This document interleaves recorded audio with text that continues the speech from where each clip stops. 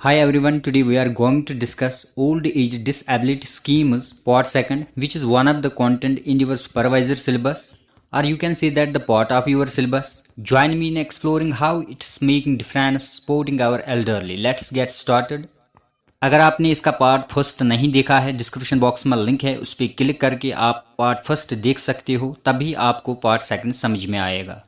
आज हम बात करेंगे schemes of centrally sponsored for old aged and disability section. Point number first, NSAP national social assistance programme. It is a centrally sponsored scheme of union government of India for old aged persons, widows, disability persons. अब इसमें BPL families भी include है, वो भी अब इस scheme के तहत फ़ायदा उठा सकते हैं। NSAP it was launched in the year 1995। तो ये स्कीम लॉन्च कब हुई है? 1995 में। इस स्कीम का एम क्या है? Social assistance to poors having no regular income from any other source. अब यहाँ पे अगर हम देखेंगे इसमें टारगेट ग्रुप कौन है? Old aged, widows, disabled. अब इसमें BPL इंडिविजुअल्स भी या BPL फैमिलीज भी कह सकते हो, इस स्कीम के तहत फ़ायदा उठा सकते हैं। तो फिर से मैं रिपीट कर रहा हूँ, NSAP national social assistance programme is a centrally sponsored scheme. This scheme was launched in the year 1995। Aim is to provide social assistance to poor people. Target groups are widows, disabled, old aged persons as well as BPL families. अब हम देखेंगे इसमें कितने components है। इनको हम सब schemes भी बोलते हैं। NSAP initially the scheme has 3 components or sub schemes: National Old Age Pension, second one National Family Benefit Scheme, third one that's National Maternity Benefit Scheme।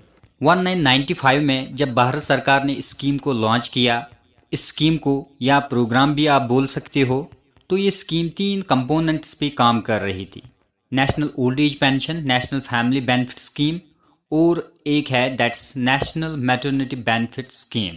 उसके बाद क्या हुआ? 2001 में भारत सरकार ने एक सब स्कीम को रिमूव किया इसमें, that's national maternity benefit scheme, और इस स्कीम को ट्रांसफ़र किया किस डिपार्टमेंट में? Department of family welfare.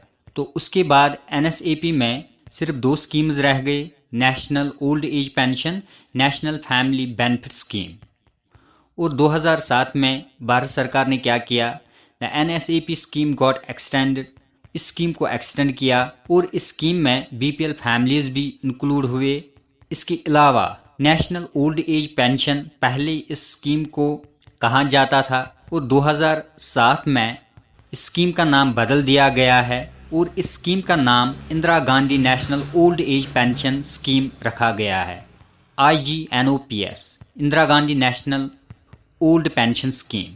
उसके बाद 2009 में this programme further extended included 2 other categories in this NSAP। 2009 में इसमें 2 और कैटेगरीज जोड़ा गया है, widows and disabled persons, called as IGNWPS and IGNDPS, Indira Gandhi national widow pension scheme and Indira Gandhi national disability pension scheme. फिर से मैं रिपीट कर रहा हूँ, initially the NSAP national social assistance programme, इसमें 3 कंपोनेंट्स थे, national old age pension, national family benefit scheme, national maternity benefit scheme. बाद में सरकार ने 2001 में नेशनल मैटरनिटी बेनिफिट स्कीम इसको रिमूव किया NSAP में, और इस स्कीम को किस डिपार्टमेंट में डाल दिया? Department of family welfare. 2007 में NSAP इस प्रोग्राम को और बढ़ाया गया है, इसमें BPL फैमिलीज़ को भी इंक्लूड किया इस स्कीम में, और नेशनल ओल्ड एज पेंशन जो इसमें एक सब स्कीम है, इसका नाम भी बदल दिया गया और इस स्कीम का नाम रखा गया है Indira Gandhi national old age pension scheme, IGNOPS। उसके बाद 2009 में NSAP में और 2 स्कीम्स ऐड हुए, Indira Gandhi national widow pension scheme और Indira Gandhi national disability pension scheme. As of now NSAP at present इसमें 5 कंपोनेंट्स है, और 2012 में एज लिमिट में भी कुछ चेंजेस हुए हैं, वो भी यहाँ पे आप देख सकते हो। पहले हम बात करेंगे 5 components. What are the 5 components of this scheme? First one, IGNOAP Indira Gandhi national old age pension, IGNWPS Indira Gandhi national widow pension scheme, IGNDPS Indira Gandhi national disability pension scheme. Next one, national family benefit scheme, जो इसमें 5th component है, that's Annapurna scheme. तो at present NSAP में 5 सब schemes included है। पहले हम बात करेंगे IGNOAP Indira Gandhi national old age pension. तो एलिजिबल बेनिफिशियरी की एज कितनी होनी चाहिए? That 60 to 79 age per the new rules of 2012। अगर उसकी एज 80 से अबव होगी तो इसको 200-300 रुपया ज़्यादा मिलता है एज पर दिस स्कीम। जो इसका सेकंड कंपोनेंट है, second sub scheme, IGNWPS Indira Gandhi national widow pension scheme. इसका जो एज क्राइटेरिया है दैट्स 40 to 59। और जो थर्ड कंपोनेंट है IGNDPS, एज क्राइटेरिया जो इसमें है that's 18 to 59 age per new report 2012। जो फोर्थ कंपोनेंट है नेशनल फैमिली बेनिफिट स्कीम, इसमें जो एज रखी गई है that's 18 to 64। The assistance provide to family in case of death of primary bread earner. तो अगर किसी फैमिली में खुदा ना चाहे प्राइमरी ब्रेड अर्नर जो घर में कमाता हो उसकी डेथ हुई तो बाद में वो फैमिली सफ़र होती है, तो सरकार ने एक ऑप्शन यहाँ पे रखा है नेशनल फैमिली बेनिफिट स्कीम। तो उस फैमिली को 20,000 as a cash assistance provide किया जाता है सरकार की तरफ से। और जो इसका 5वां कंपोनेंट है जो न्यूली इसमें इंक्लूड किया गया है, अन्नपूर्णा स्कीम।